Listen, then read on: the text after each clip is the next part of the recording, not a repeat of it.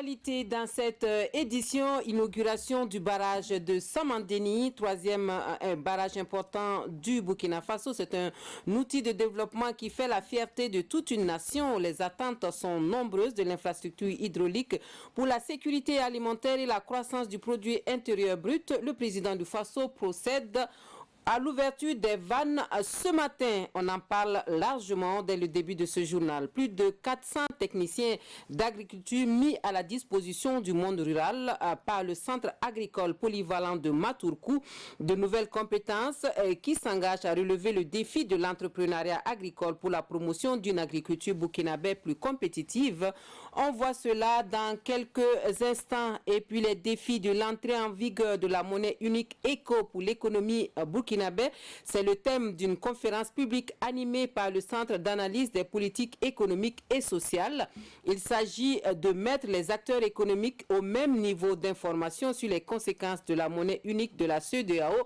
On en parle en fin d'édition. Bonsoir à tous. Merci de nous suivre et nous vous présentons toutes nos excuses pour le retard au démarrage de ce journal. Un retard dû à des problèmes techniques liés au son, mais tout est rentré dans l'ordre puisque vous nous recevez et vous nous entendez. Cela dit, le moment attendu est donc arrivé. L'ouverture des vannes du barrage de Samandéni par le président du Faso. La mise en marche du troisième plus grand barrage du Burkina Faso est un espoir pour l'atteinte de la sécurité alimentaire. L'ouvrage hydraulique va contribuer à booster la production rurale à travers l'aménagement de plus de 20 000 hectares de terre et la création de 100 000 emplois. L'inauguration du barrage de Samandéni ce matin est accueillie avec une satisfaction totale par le gouvernement, les partenaires techniques et financiers et bien sûr les populations locales. On voit cela avec Mané Kahien et Frédéric Etienne Bassenga. Plus qu'un geste, c'est la concrétisation d'un rêve vieux de plus de 40 ans, le barrage de Samandéni. Ce projet dont le barrage est la pierre angulaire et qui fait aujourd'hui la fierté de tous les acteurs, va coûter à terme plus de 200 milliards de francs CFA. Cette infrastructure hydraulique a une capacité d'1,50 milliard de mètres cubes d'eau et est le troisième du Burkina Faso, après Kompienga et Bagri. Dans sa conception, le programme de développement intégré de la vallée de Samandéni est la vision d'un grand ouvrage structurant, favorisant l'aménagement des grands et moyens périmètres et la production énergétique avec la participation active des producteurs et investisseurs privés ainsi que celle des collectivités locales et des organisations paysannes.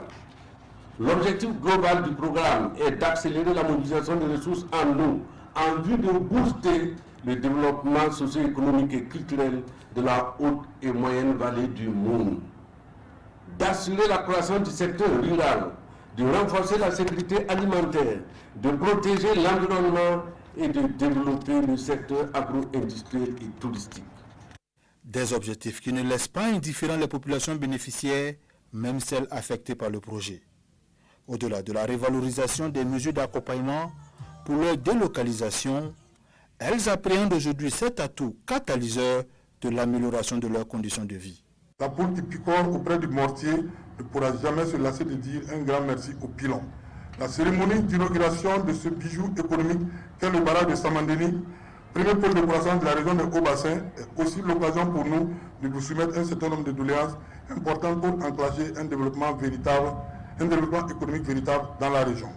Parlant au nom des résidents de la zone du barrage de Samandéni, je voudrais vous solliciter, excellent Monsieur le Président du Faso, en plus des travaux d'aménagement agricole, la mise en œuvre de la composante agro-industrielle du projet pour permettre la transformation locale des produits pour faciliter ainsi la création d'emplois pour les femmes et les jeunes. Fierté également pour les partenaires techniques et financiers.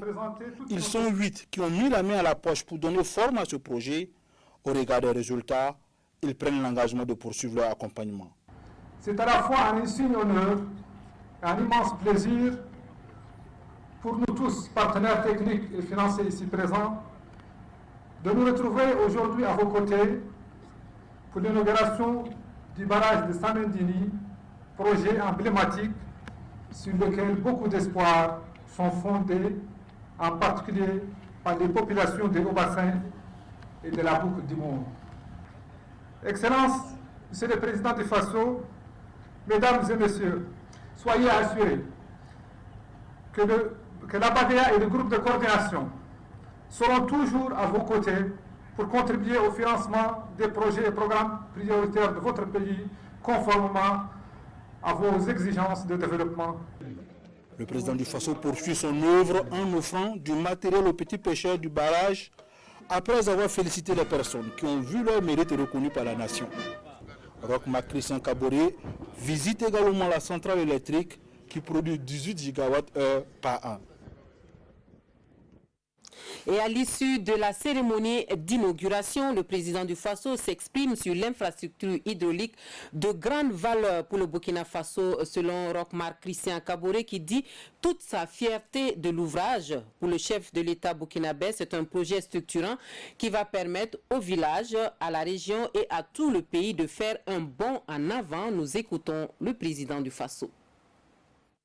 C'est avec fierté que nous inaugurons, je dirais, le barrage de Samandéni, et qui fait l'objet, depuis son identification, il y a de cela 40 ans de réflexion, d'engagement pour sa réalisation.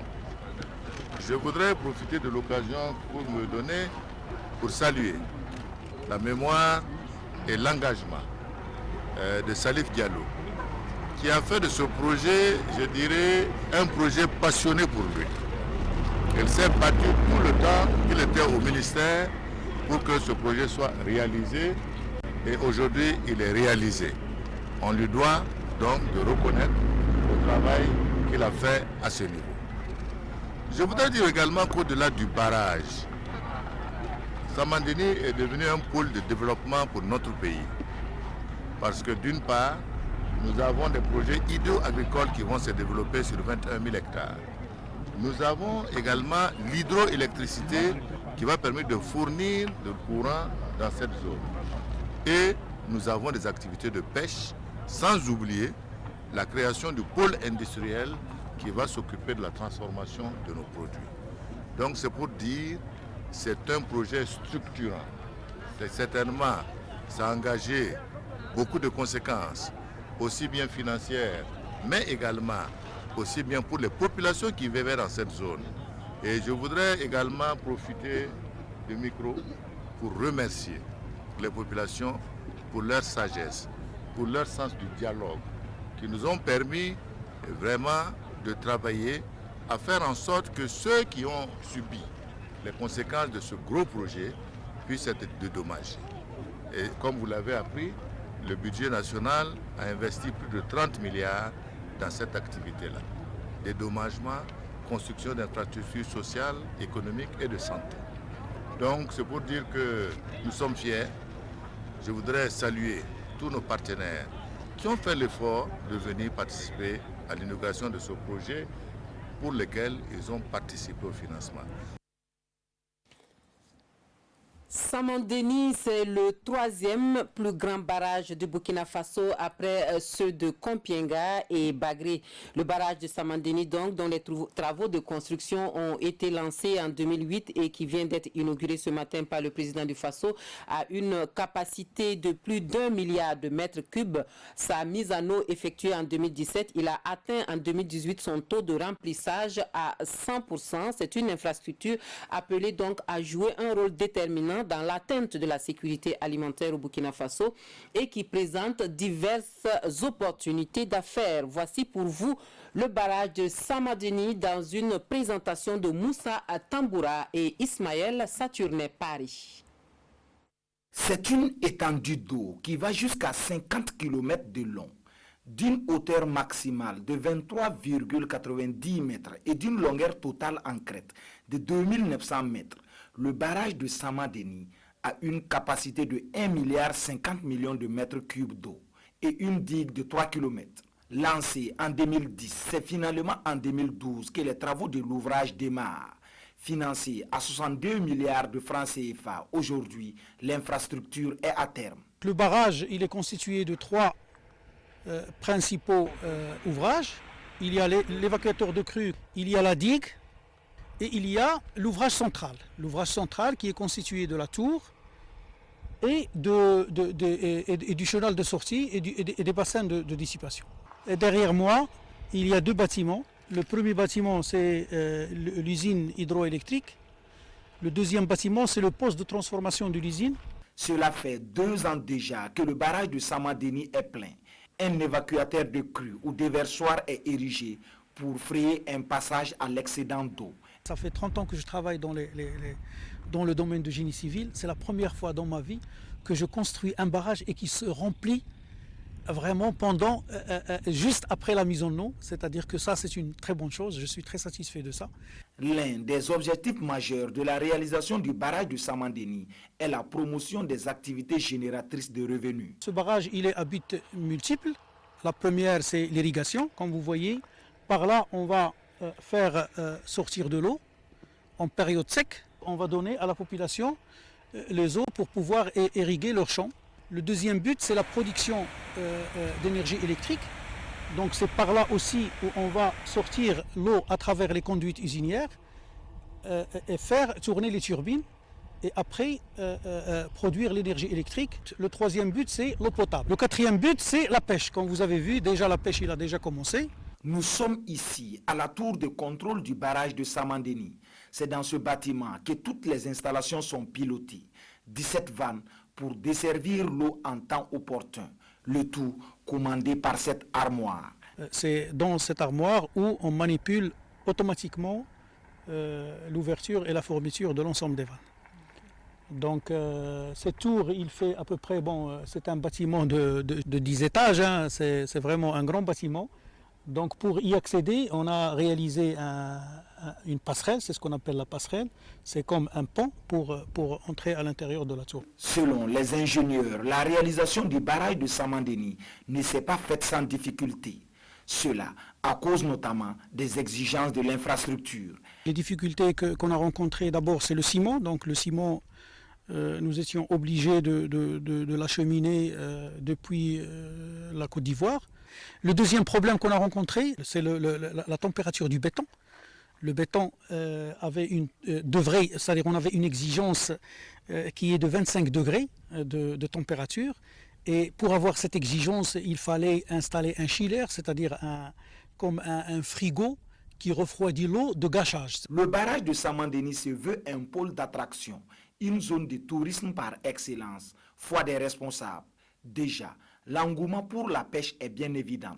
Aussi, le site reçoit les week-ends la visite de centaines de personnes qui viennent pour découvrir le joyau.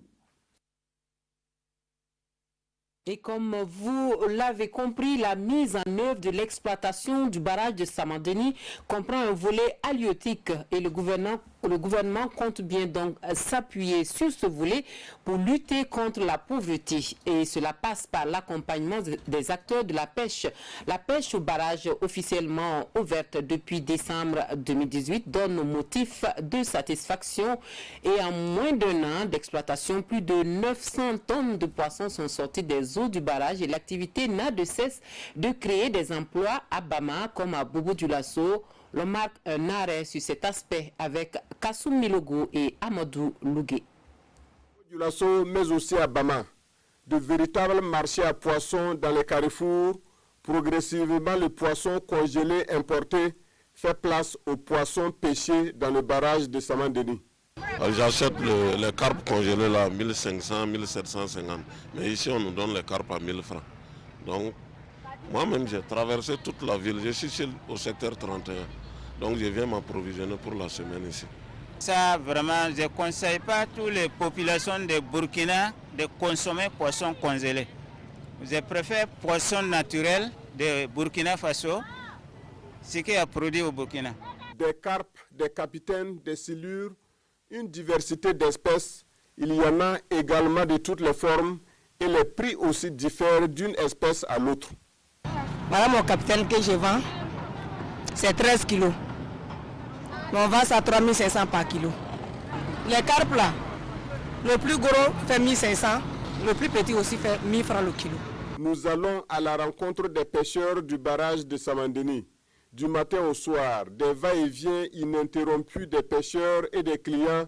Plusieurs centaines de kilogrammes de poissons sortent chaque jour de ce barrage. J'ai pêché aujourd'hui 30 kg de poisson. Il y a des jours aussi, je pêche 20 kg, 10 kg et même 50 kg. Un jour même, on peut trouver des 180, de 600 kg même par jour. 40 espèces de poissons repartis en 14 familles peuplent le barrage de Samandeni, un atout considérable pour l'économie nationale. Et nous sommes à pratiquement une année de l'exploitation au niveau du barrage de Samandeni, avec les données que nous avons pu recueillir au niveau des débarcadères que l'on a pu mettre en place tout autour du plan d'eau. On a pu enregistrer des statistiques de 910 tonnes environ de poissons qui ont été pêchés au barrage de Samandeni, à l'heure où nous vous parlons. Pour ce qui concerne le potentiel du barrage, elle est estimée de 918 tonnes à 1836 tonnes de poissons par an. Voilà, de tonnes de poissons par an. Un an après l'ouverture de ce barrage à la pêche, plus de 2000 permis ont déjà été délivrés à des pêcheurs ou à des revendeurs de poissons et les seuls permis de pêche ont rapporté au trésor public plus de 23 millions et demi de francs CFA. Mais la fausse note du jour, c'est qu'à peine la mise en eau effectuée que le barrage de Samandeni commence à subir des menaces dues à l'action de l'homme. Des maraîchers ont vite fait d'envahir la bande de servitude, ignorant les interdictions à cet effet. Le programme de développement intégré de la vallée de Samandeni et ses partenaires ont dû mener des actions de sensibilisation pour déguerpir les occupants de la zone protégée. Le constat avec Mané Kahien et Karim Sissé. Cet espace constitue la bande de servitude du barrage de Samandeni, un espace de 100 mètres où aucune activité agricole ne doit être pratiquée. Et pourtant, dès la mise en eau du barrage, certaines personnes avaient pris d'assaut cette bande de servitude. Une situation qui inquiétait aussi bien les premiers responsables du PDIS que de la police de l'eau, car elle constitue une réelle menace pour le barrage. Avant, c'était équipé en tout cas. C'était occupé par la population. Donc, on faisait la maraîchiculture au bord de l'eau. C'était la tomate, gombo. On faisait même les bananes. En tout cas, pas mal de choses. Et pour éviter le pire, des actions de sensibilisation ont été menées de part et d'autre. Des responsables de la police de l'eau à ceux du PDIS en passant par les CVD, tous se sont impliqués dans cette action de sensibilisation. Des actions qui ont fini par porter fruit. Avec les métiers de sensibilisation, donc nous avons compris que ça pouvait amener l'assemblement du barrage. Donc voilà pourquoi on a sensibilisé la population à ce que la population laisse cet espace-là. Et ça vaut une année et quelques maintenant que les gens ont abandonné. On nous dit qu'on ne doit pas faire de l'exploitation agricole entre les bornes et le barrage. Nous avons compris. Mais on nous dit de ne pas irriguer nos jardins avec l'eau du barrage. Ah là, ce n'est pas facile. Moi, je ne sais faire que de la maraîchiculture. Je fais comment maintenant? Les ex-occupants de la bande de servitude du barrage de Samandeni espèrent qu'ils seront pris en compte dans la deuxième phase du projet de construction du barrage. Une deuxième phase qui vise à aménager une plaine agricole de 21 000 hectares. Avec un taux de réalisation de 99,94%, les travaux de construction de barrage de Samandeni sont donc terminés.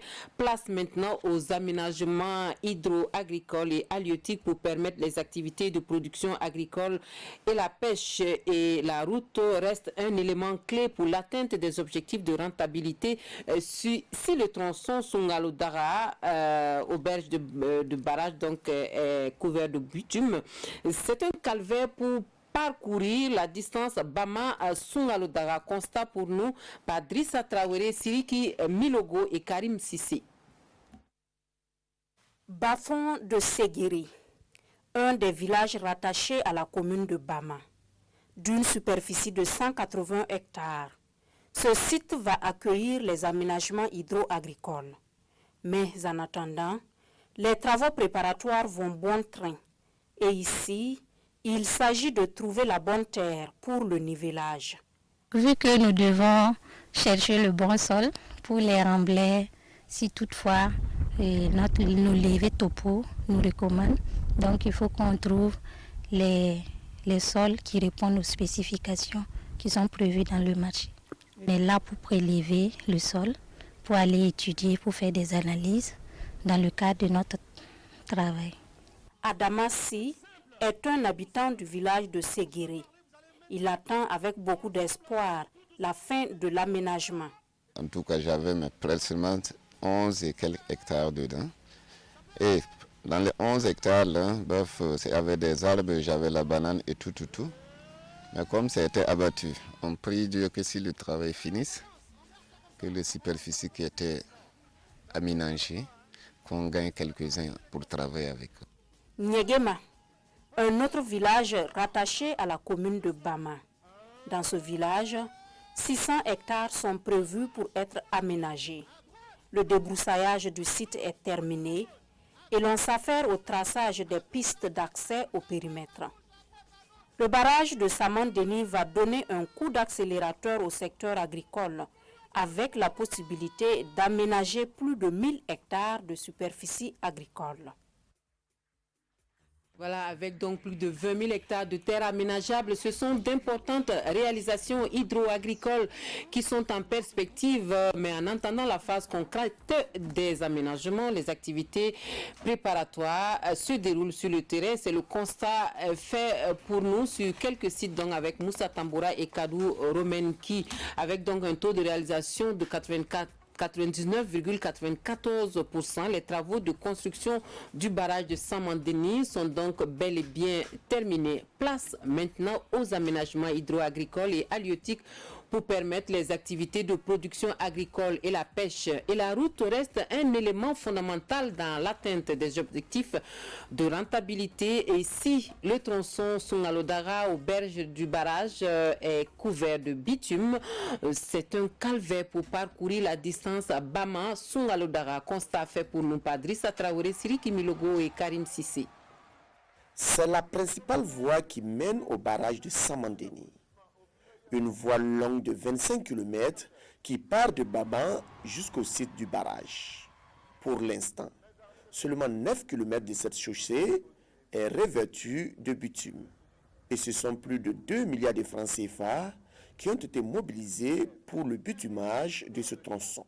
Un tronçon qui commence ici, au village de Sungalodaga, pour rallier le barrage. La route bitumée, il fait d'abord ses dimensions, il fait 6 mètres de largeur avec des accotements de 1 mètre de part et d'autre, ça fait 8 mètres. Et sa longueur est 6 km, mais on a bitumé encore toute la crête du barrage qui fait 3 km. Ça fait au total une longueur de 9 km de route bitumée. Si la circulation est aisée sur le tronçon déjà bitumé, cela n'est pas du tout le cas sur les 16 autres kilomètres, c'est-à-dire de Bama à Sungalodaga. Et ils sont nombreux, les usagers et les riverains, qui se plaignent de l'état de cette partie de la route, surtout en saison pluvieuse. La voie là était pas bonne. Jusqu'à présent, même ça va pas comme ça. Quand il pleut là même, on ne peut même pas passer. Ça fonce. L'état de cette voie est vraiment préoccupant, surtout pendant l'hivernage. Tu peux faire plus d'1 heure pour parcourir les 25 km. Et pour rendre les 16 km carrossables, des travaux d'entretien routier sont des fois menés sur le terrain. Il reste à peu près 16 km, 16 km de piste, qui, à mon avis, devra être d'abord réalisé. Il faut que l'État fasse un effort parce que quand même, ça permettra l'accès d'un grand ouvrage. Et ça permettra de développer toute la région parce que lorsque tu traverses cette voie, il y a pas mal de populations qui habitent tout le long de cette voie, donc qu'on va desservir. Bon, je pense que c'est une route sur le plan rentabilité, il est très rentable. Les usagers, tout comme les riverains de cette route, espèrent de tout cœur qu'à l'inauguration du barrage, les autorités vont en même temps donner le top départ des travaux de bitumage des 16 km restants. Les productions sur les périmètres irrigués du barrage de Samadeni devraient bientôt inonder les marchés, dont celui des fruits et légumes du quartier Yéguéré de Bobo-Dioulasso, connu sous l'appellation de Léguémalogo. D'où la joie des vendeuses de ce marché d'accueillir le président du Faso qui leur a rendu visite. Des marchands à qui le chef de l'État burkinabé fait la promesse de construire des infrastructures plus adaptées à leurs activités afin d'offrir à ces milliers de femmes de meilleures conditions de travail. La visite surprise de Rochma Christian Kaboré aux commerçantes du marché de Yéguéré avec Bitibie Naon et Ali Traoré. Voilà. Le président du Faso au marché de Léguéma, communément appelé sous-sol. Cela n'arrive pas tous les jours. En route pour Samadeni, Rochma Christian Kaboré a fait une escale pour saluer les femmes de ce marché et les encourager dans leur travail quotidien. Ici, travaillent des femmes qui font du commerce des fruits, des légumes et d'un certain nombre de produits qui étaient déjà installés dans des conditions difficiles. Un travail a été fait déjà pour trouver des solutions partielles et depuis que ce travail a été fait, je n'ai jamais eu l'occasion de pouvoir venir les saluer. Il était tout à fait normal que, profitant de mon séjour, je le fasse pour constater que ce qui est fait n'est pas encore suffisant pour permettre d'absorber près de 5000 femmes qui travaillent ici. À travers bains de foule et chants, ces femmes ont réservé un accueil chaleureux au président. L'occasion est belle pour l'autre moitié du ciel d'exprimer ses doléances.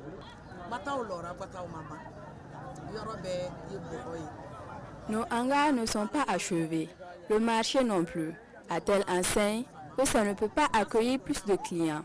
Autant de difficultés rencontrées au quotidien.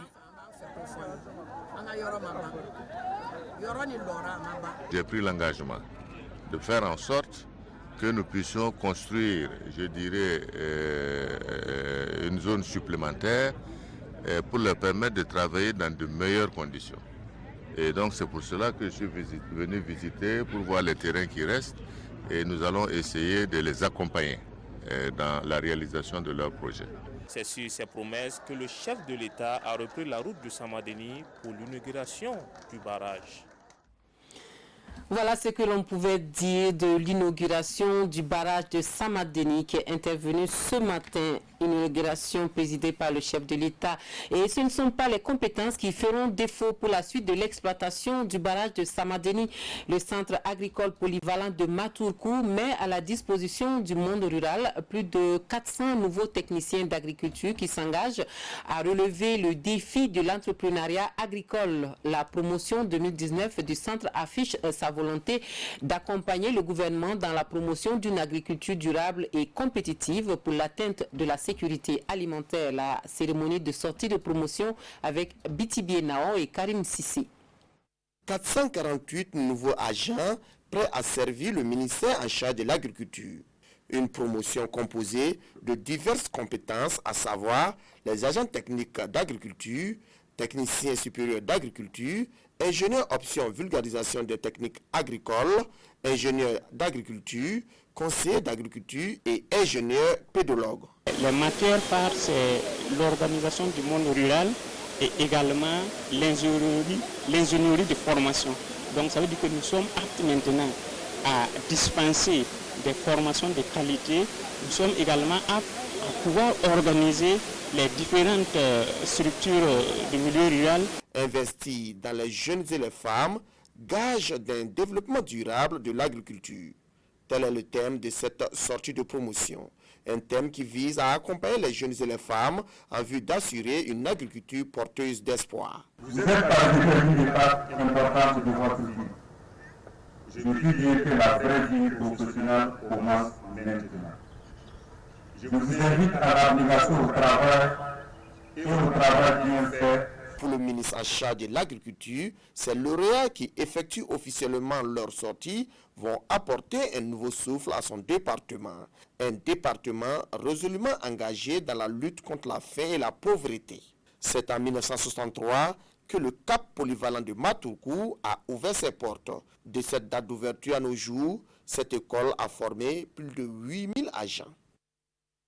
Et ce communiqué pour poursuivre à l'occasion de la cérémonie officielle de lancement des travaux de construction du centre hospitalier régional de Manga, placé sous le haut patronage de son Excellence Monsieur le Premier ministre, chef du gouvernement. La Direction générale du protocole d'État convie les personnalités invitées le dimanche 1er décembre 2019 à partir de 12h à Manga sur le site du CHR. Leur limite d'arrivée est fixée à 13h30. Et de la lumière pour une dizaine de communes rurales dans la région du centre-sud. C'est le projet Team9 qui permet l'électrification rurale au Burkina Faso qui continue de dérouler son programme. L'ambition du projet, c'est de booster les économies locales et de contribuer à l'amélioration des conditions de vie des populations des zones rurales. Nous allons à Zeko pour la mise sous tension avec Roger Kam, Zoubaviel David Dabiri. La nationale d'électricité déploie ses infrastructures électriques dans le centre-sud et ce sont une dizaine de communes rurales de la bande frontalière qui bénéficient de l'énergie. Ce projet est une réalité grâce à un raccordement à partir des installations des communes urbaines de la région. Il devra, selon les estimations, alimenter plus de 6 000 ménages et booster l'économie locale.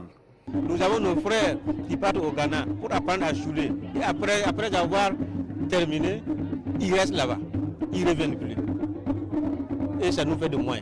Et je pense que ça ferait vraiment beaucoup, nous ferait beaucoup de plaisir de voir nos frères rester ici, dans le Burkina Faso, ici dans notre localité, pour participer à notre développement. D'un coût de 13 milliards de francs CFA, dont 12 financés par l'Inde sous forme de prêts, ce projet d'électrification rurale s'inscrit dans la vision faire de l'énergie un droit pour tous, selon les autorités. Plus de 900 000 ménages ruraux seraient à ce jour connectés au réseau électrique. La projection, c'est d'atteindre le million en 2020. On ne va pas se limiter à ces 11 localités. L'électrification est progressive, donc nous allons petit à petit essayer d'étendre ce réseau. Je voudrais en tout cas rassurer les populations que nous allons résolument nous engager sur cette voie et faire de telle sorte que nous puissions bouter l'obscurité hors de nos contrées. À ce jour, 94 communes rurales bénéficieraient d'électricité et pour parvenir à une couverture intégrale du territoire dans les meilleurs délais, le gouvernement prévoit la construction de plusieurs centrales solaires, foi du ministre de l'Énergie. La mise en œuvre prochaine de l'ECO, la monnaie unique de l'espace CEDEAO, est le sujet principal de la conférence publique animée par le Centre d'analyse des politiques économiques et sociales ce vendredi. L'objectif du CAPES, c'est de renforcer les connaissances des acteurs économiques sur les conséquences de cette monnaie sur l'économie des États membres. Les défis de l'entrée en vigueur de la monnaie unique ECO pour l'économie du Burkina Faso, c'est le thème de la conférence que Paul-David Bambara et Beleman Herman Nestor Toé ont suivi pour nous.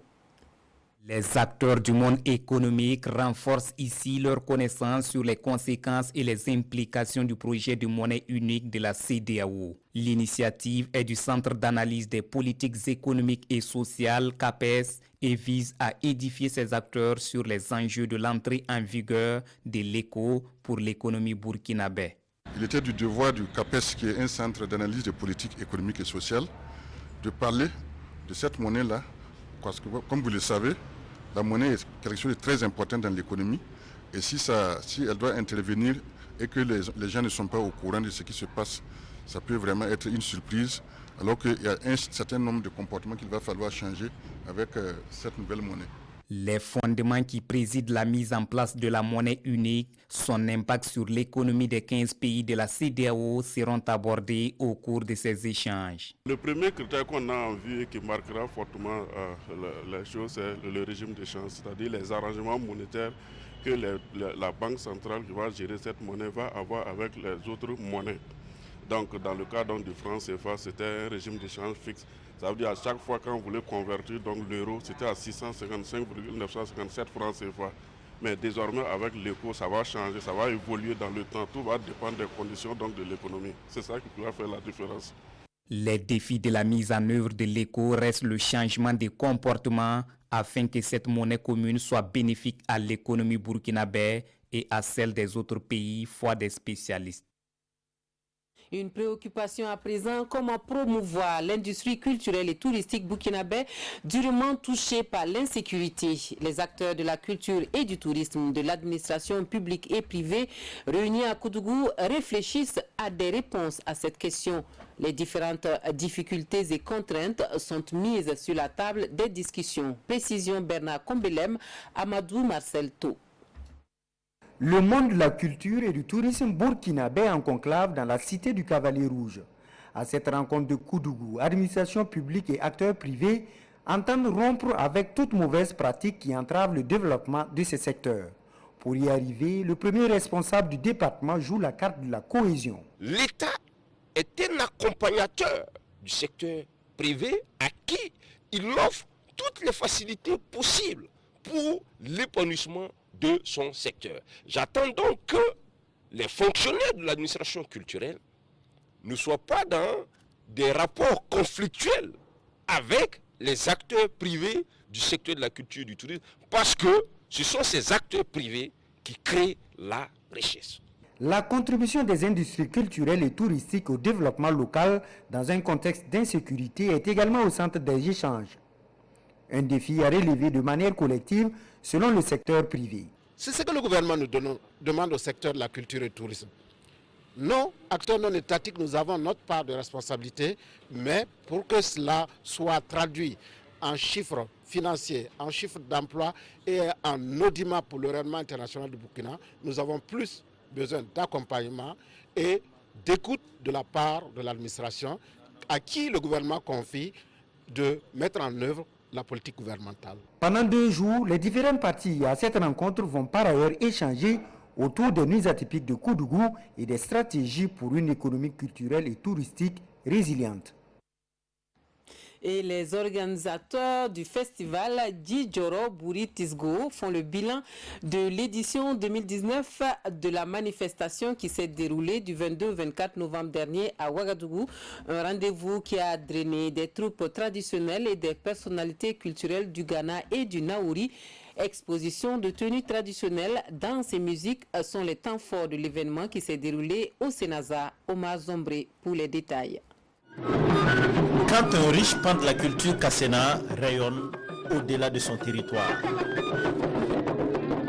Flûte, tam-tam et autres instruments empreintes d'une culture riche et diversifiée distillent au cœur de la capitale Ouagadougou une mélodie qui captive. Le festival Djidjoro Bouri Tisgo tient une nouvelle fois toutes ses promesses. Un rendez-vous annuel de la valorisation de la culture Kassena Nankana. Après une parade rythmée par des pas de danse, place est faite à des prestations d'artistes et de troupes traditionnelles, et ce, durant 3 jours.